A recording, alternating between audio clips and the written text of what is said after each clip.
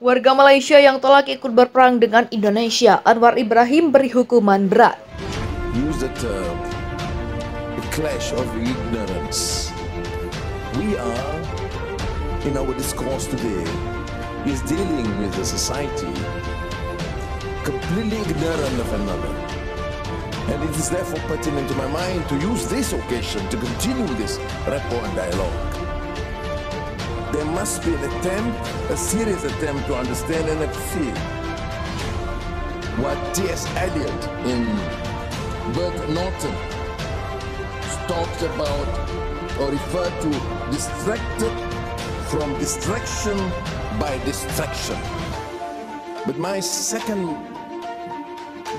position here is issues confronted by we, particularly the developing world and Muslim countries. There's also a major flaw in terms of deficit in democracy, poor governance, endemic corruption, and grinding poverty. So the issue, therefore, must be handled by these societies themselves. It is not clearly not our position to merely cast aspersions against the other, because then you do that, then we repeat what every side referred to in Orientalism, the we and the other. This is a challenge. But still the fundamental issue is governance, is justice, is bread and butter issues. For far too long, the people in Palestine have suffered and longed for peace. Until Palestine can truly become an independent state, people in Afghanistan also deserve a peaceful and prosperous life, where rights of all peoples, including women, are equally respected, and where access to education for women and girls is granted. Without this new paradigm, peace would remain an elusive dream. Second, revive our responsibility for global recovery. We are concerned that global solidarity is fading away, whereas injustice and selfishness abound. The weak stand small and the mighty takes all. We are seeing the symptoms every day.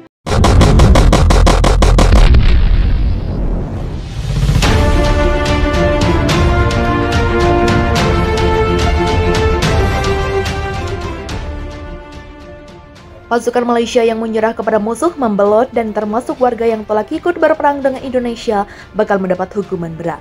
Hal setelah PM Malaysia, Anwar Ibrahim menandatangani dekret pada pekan lalu. Anwar memutuskan untuk memobilisasi sebagian dari pasukan Malaysia yaitu 300.000 pasukan cadangan, namun keputusan ini ditolak masyarakat. Berbagai penolakan dan unjuk rasa pun terjadi di berbagai kota di Malaysia. Bahkan menurut OVD Info, pihak berwajib setidaknya telah menahan lebih dari 700 demonstran pada 32 kota yang melakukan unjuk rasa. Banyak warga Rusia yang menolak untuk berperang dan melarikan diri ke negara tetangga. Bahkan otoritas regional Malaysia melaporkan sekitar 2.300 mobil pribadi dari Malaysia mengantri untuk masuk Singapura. Melihat adanya penolakan, pemerintah Malaysia melonggarkan hukuman seperti mengizinkan warga negara asing yang telah tinggal selama 1 tahun untuk dapat bergabung dengan pasukan Malaysia. Sebelumnya Malaysia akan melakukan segala cara untuk melindungi wilayahnya. Tentunya Anwar memperingatkan bahwa ancaman Indonesia bukanlah gertakan semata. Sebelumnya, bagi warga negara asing yang ingin bergabung dengan militer harus tinggal selama 5 tahun di Malaysia. Tampaknya pelonggaran hukum ini ditunjukkan pada migran yang biasanya diperkerjakan untuk pekerjaan berat dengan upah rendah. Namun sebelum adanya pelonggaran hukum, negara-negara Asia telah memperingatkan warganya untuk tidak ambil bagian dalam konflik bersenjata apapun. Sebelum dekret ini berlaku, Kementerian Pertahanan Malaysia juga mencopot jenderal yang mengatur logistik pasukan Malaysia berperang dengan Indonesia.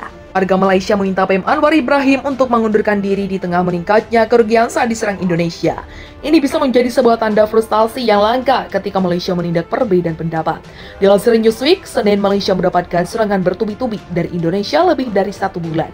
Warga Malaysia berharap militer besar mereka akan membawa mereka ke kemenangan, tetapi Indonesia menghadapi mereka dengan upaya serangan yang kuat yang didukung oleh bantuan dari sekutunya, yaitu Rusia. Ini telah mencegah Malaysia mencapai tujuan utamanya. Dalam beberapa pekan terakhir, Indonesia telah melakukan serangan di kota-kota Malaysia, menduduki wilayah di dekat perbatasan. Serangan Indonesia mengejutkan Malaysia dan kemenangan Indonesia memaksa pasukan Malaysia mundur dari kota-kota utama. Selama akhir pekan di mana beberapa pendukung Malaysia digambarkan sebagai hari perang yang paling sulit. Kerugian ini tampaknya mengarah pada peningkatan perbedaan pendapat terhadap Anwar Ibrahim. Ribuan warga Malaysia menandatangani petisi menuntut dia untuk mengundurkan diri dari kantor karena bahaya yang ditimbulkan ke Malaysia. Karena serangan Indonesia, hal ini diungkapkan oleh salah satu warga Malaysia pada Senin. Sejauh ini 10.000 warga dari beberapa kota penting Malaysia seperti Kuala Lumpur telah menandatangani permintaan tersebut. Warga menulis petisi itu tidak mendiskreditkan siapapun, sebuah pukulan yang jelas terhadap otoritas Malaysia yang menuduh para kritikus mendiskreditkan pemerintah. Malaysia mengeluarkan undang-undang pada bulan Minggu lalu yang melarang orang Malaysia menyebarkan berita palsu tentang angkatan bersenjata negara itu. Undang-undang tersebut telah digunakan oleh pihak berwenang untuk menindak mereka yang telah menyatakan kritik terhadap perang dan telah membuat berbicara menentang perang berpotensi berbahaya. Namun kelompok anggota parlemen tampaknya mengutuk tindakan Anwar Ibrahim tanpa secara khusus menyebutkan perang dalam pesan singkat yang diposting di samping petisi. Kami Deputi Kota Malaysia percaya bahwa tindakan PM Anwar Ibrahim membahayakan masa depan Malaysia dan warga negara, bunyi petisi tersebut. Kami menuntut pengunduran diri Anwar Ibrahim dari jabatan Perdana Menteri Malaysia. Petisi tersebut bukan pertama kalinya warga Malaysia mengkritik Anwar di tengah perang, tetapi petisi itu ditandatangani oleh para pemimpin dari kota-kota lain, termasuk Kuala Lumpur. Rumah bagi Malaysia menunjukkan rasa frustasi yang semakin besar di antara para pemimpin Malaysia karena kerugian menumpuk di tengah serangan Indonesia. Pasukan Malaysia yang menyerah kepada musuh, membelot, dan termasuk warga yang telah ikut berperang dengan Indonesia bakal mendapat hukuman berat. Hal setelah PM Malaysia, Anwar Ibrahim menandatangani dekret pada pekan lalu. Anwar memutuskan untuk memobilisasi sebagian dari pasukan Malaysia, yaitu 300.000 pasukan cadangan, namun keputusan ini ditolak masyarakat. Berbagai penolakan dan unjuk rasa pun terjadi di berbagai kota di Malaysia. Bahkan menurut OVD Info, pihak berwajib setidaknya telah menahan lebih dari 700 demonstran pada 32 kota yang melakukan unjuk rasa.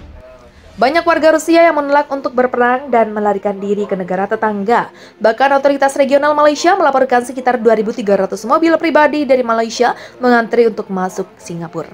Melihat adanya penolakan, pemerintah Malaysia melonggarkan hukuman seperti mengizinkan warga negara asing yang telah tinggal selama 1 tahun untuk dapat bergabung dengan pasukan Malaysia.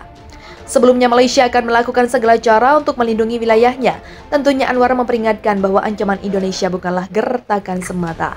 Sebelumnya, bagi warga negara asing yang ingin bergabung dengan militer harus tinggal selama 5 tahun di Malaysia. Tampaknya pelonggaran hukum ini ditunjukkan pada migran yang biasanya diperkerjakan untuk pekerjaan berat dengan upah rendah. Namun sebelum adanya pelonggaran hukum, negara-negara Asia telah memperingatkan warganya untuk tidak ambil bagian dalam konflik bersenjata apapun. Sebelum dekret ini berlaku, Kementerian Pertahanan Malaysia juga mencopot jenderal yang mengatur logistik pasukan Malaysia berperang dengan Indonesia. Malaysia telah memasukkan lusinan pejabat dan jurnalis Singapura ke daftar hitam. Kata Kementerian Luar Negeri mengumumkan pada Sabtu, langkah itu diambil sebagai tanggapan atas kebijakan Singapura yang dianggap Indonesia bermusuhan. Dalam sebuah pernyataan, Kementerian mengecam kursus anti-Indonesia. Pemerintah Singapura mengklaim bahwa Singapura terus secara aktif menerapkan mekanisme sanksi pribadi dan melakukan kampanye propaganda intensif untuk mendiskreditkan negara kita dan mengisolasinya di panggung global. Terhadap latar belakang ini, Indonesia memutuskan untuk selain itu memasukkan ke dalam daftar berhenti Indonesia sejumlah anggota kabinet, perwakilan dari lembaga penegak hukum, dan Korps Jurnalistik Singapura. Sanksi berlaku untuk total 36 orang, namun kementerian tidak memberikan perincian mengenai nama atau posisi tertentu. Kementerian Luar Negeri melanjutkan dengan mengatakan bahwa Singapura telah sengaja meninggalkan dialog konstruktif dengan Indonesia sambil merangkul pendekatan konfrontatif Singapura. Bekerja sama dengan Malaysia menyebarkan informasi palsu tentang Indonesia, katanya. Kementerian juga memperingatkan bahwa tindakan bermusuhan dan retorika agresif dari pejabat Inggris tidak akan bertahan. Tanpa tanggapan yang memadai dan dukungan untuk rezim Kiev neo-Nazi akan sangat merugikan tuan baratnya.